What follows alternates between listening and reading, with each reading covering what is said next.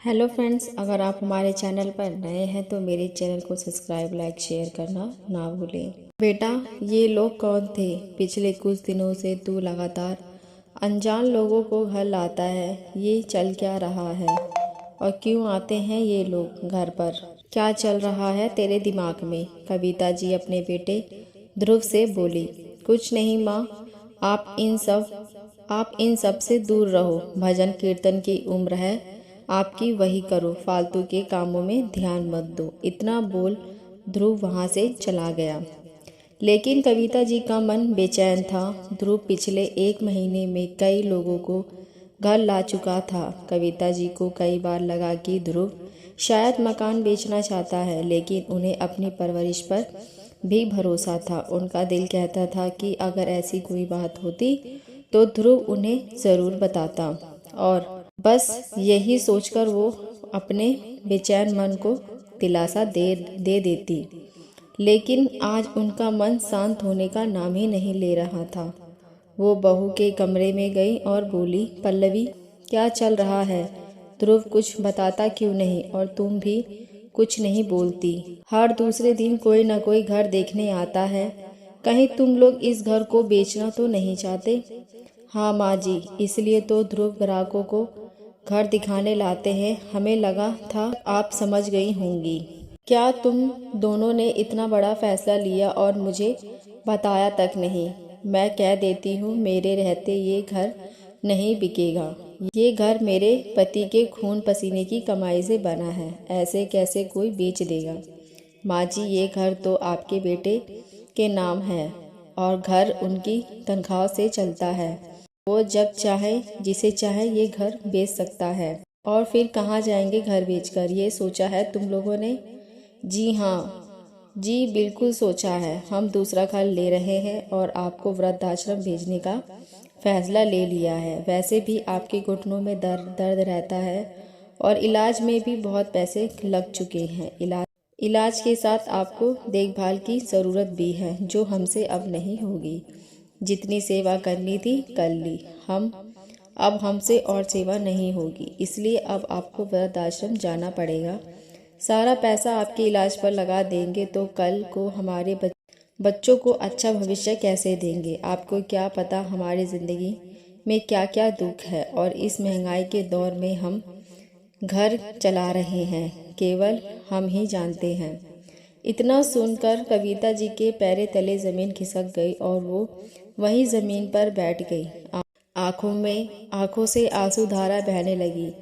उन्होंने पूरी जिंदगी घर परिवार के नाम कर दी थी। अब बुढ़ापे में उन्हें ऐसा दिन देखना पड़ रहा है। उन्हें अभी भी लग रहा था कि वो कोई बुरा सपना देख रही हैं।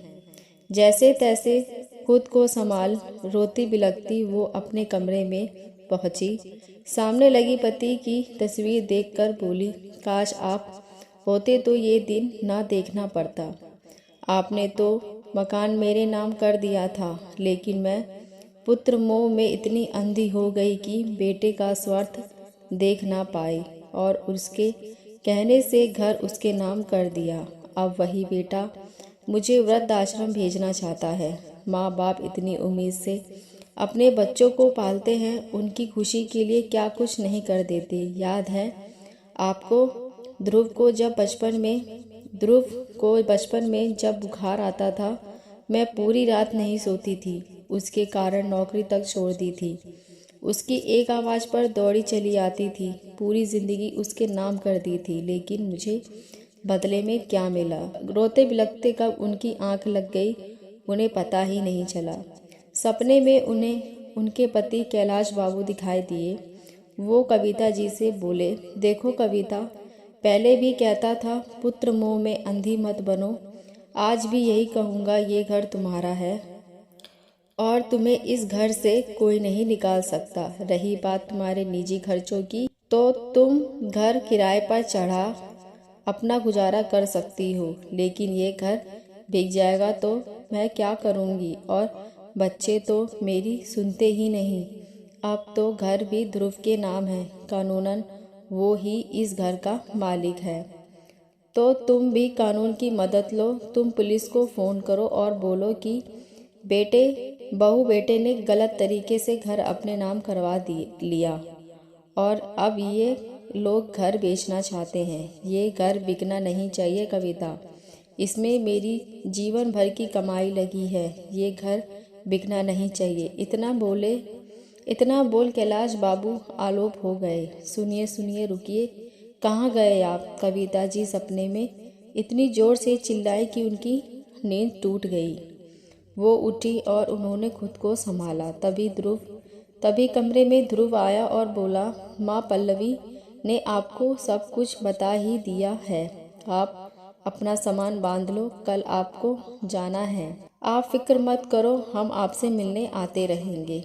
एक बार के लिए तो कविता जी अपने बेटे को देखती रह गई। उन्हें यकीन नहीं हो रहा था कि कल तक जो ध्रुव उनके आगे पीछे घूमता रहता था और कहता था, माँ तुम ही मेरी दुनिया हो, वही ध्रुव आज उन्हें वृद्धाश्रम भेजना चाहता है।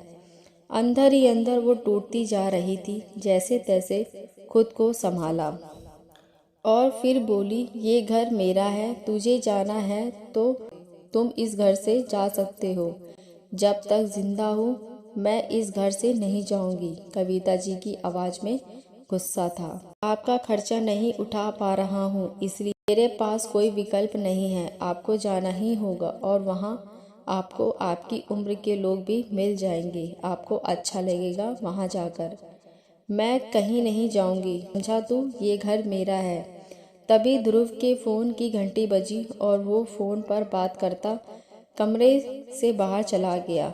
उसके बाद कविता जी ने पुलिस स्टेशन फ़ोन लगाया और सारी बात बता दी। कुछ देर बाद पुलिस वहां आ गई। पुलिस को घर में देख ध्रुव और पल्लवी दोनों डर गए और माँ के चरणों में गिरकर माफ़ी मांगने लगे। बेटा, माफ़ी गलती के लिए मांगते हैं, गुनाहों के लिए नहीं। जिस माँ ने तुझे जन्म दिया, पाला पोसा, उसी के साथ धोखा किया, कोई माफ़ी नहीं मिलेगी। पुलिस ध्रुव को ले गई। पल्लवी ने सास को समझाने की कोशिश की और उनसे पुलिस कंप्लेंट वापस लेने की गुजारिश भी की, तो कविता जी घर अपने नाम करवाने की शर्त पर अड़ गई। कैसी माँ हैं आप? अपने ही बच्चों की दुश्मन बनी हुई हैं। क्या करेंगी इस घर का जब बच्चे ही नहीं रहेंगे? तुम ये बड़ी बड़ी बातें ना करो बहू, तुम्हारे मुंह से शोभा नहीं देती। मैं तो दया और त्याग की मूर्ति थी। तुम्ही लोगों ने मेरे अंदर की ज्वाला को जगा दिया। और क्या कहा था तूने कि मेरी तुम्हारी जिंदगी में बहुत दुख है। जब हम सबकी लाइफ में कोई ना कोई दुख तो होता ही है, लेकिन उसका ये मतलब नहीं है कि दुख कम करने के लिए अपने बूढ़े माता पिता को घर से निकाल दिया जाए। इतना सुन पल्लवी को जैसे सांप सूख गया। कविता जी ने बेटे से बात कर घर अपने नाम करवा लिया और दर्ज करवाई पुलिस कंप्लेंट वापस ले ली। ध्रुव घर वापस आया तो बिल्कुल बदल चुका था। उसे अपने किए का पछतावा था। उसने माँ के चरणों में गिर माफ़ी मांग ली। माँ का नाजुक दिल औलाद को रोता देख नरम पड़ गया और उन्होंने बेटे को माफ़ कर दिया। दोनों माँ बेटे खूब रोए और सारे अपराध बोध आंसुओं के साथ बह गए। दोस्तों, कुछ समय पहले मुझे वृद्धाश्रम जाने का मौका मिला। वहाँ बुजुर्ग लोगों की कहानी सुन मेरा दिल भी रोया। लगभग सभी की यही कहानी है कि जब तक हाथ पैर चल रहे थे तब तक सही था। जैसे ही दुख तकलीफ से घेरा, बच्चों ने मुंह मोड़ लिया। कुछ बच्चों ने तो धोखे से घर जमीन अपने नाम करा ली और फिर माता पिता को वृद्धाश्रम छोड़ आए। ये कहाँ तक सही है? जिन माता पिता ने अपना जीवन हमारे नाम कर दिया, खुद सारी मुसीबत झेलते रहे, लेकिन औलाद पर आज तक नहीं आने दी। जरा सी चोट लगने पर जो दौड़कर हमारे पास आते थे और बुखार आने पर पूरी रात जगकर माथे पर ठंडी पट्टियाँ किया करते थे, उन माता पिता के लिए हमारा दिल इतना कठोर कैसे बन सकता है कि हम उन्हें घर से निकाल देते हैं? ऐसा नहीं होना चाहिए। माता पिता ने बचपन से अब तक हमें संभाला, अब हमारी बारी है उन्होंने माता पिता के सारे फ़र्ज़ निभाए हैं, अब औलाद होने का फ़र्ज़ निभाने की ज़िम्मेदारी हमारी है। अच्छी औलाद होने का फ़र्ज़ ज़रूर निभाएं। प्रगति के नाम जिस दिशा की ओर भाग रहे हैं वो राह हमें सच में कहीं का नहीं छोड़ेगी। अपना परिवार हर हाल में संभाल कर रखिए, यही सच्चा सुख और सच्ची दौलत है। इस बारे में आप क्या सोचते हैं, मुझे कमेंट करके ज़रूर बताएं। मैं आशा करती हूँ ये कहानी आपको अच्छी लगी होगी। अगर अच्छी लगी हो तो मेरे चैनल को सब्सक्राइब, लाइक, शेयर ज़रूर करना। अब मिलते हैं नई कहानी के साथ। देखने और सुनने के लिए धन्यवाद।